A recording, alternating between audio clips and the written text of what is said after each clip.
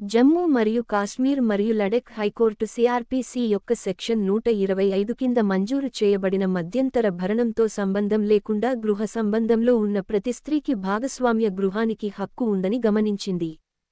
Supreme court సూచించిన రజనేష్ versus Neha 2021 మార్గదర్శకాలను court స్పష్టం చేసింది.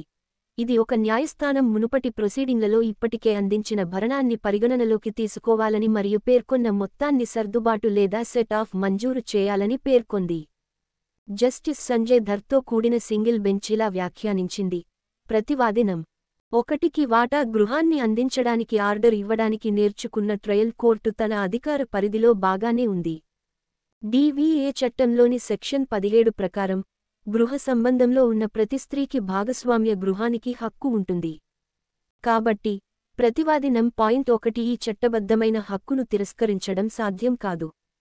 సీనియర్ న్యాయవాది నాయక్ అప్పీలుదారు తరపున వాదించగా, ప్రతివాదుల తరపున న్యాయవాది జీన్ షాహీన్ హాజరయ్యారు.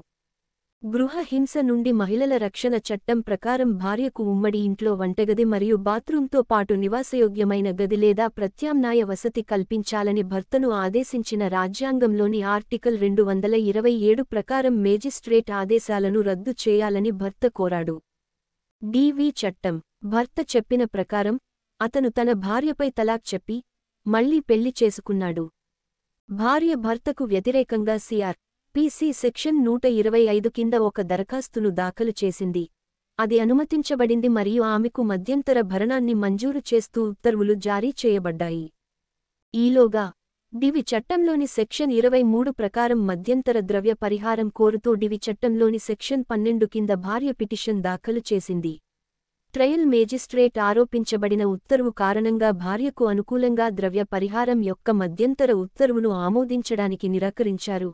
అయితే భాగస్వామ్య గృహంలో భార్యకు ఆశ్రయం కల్పించాలని భర్తను ఆదేశించారు.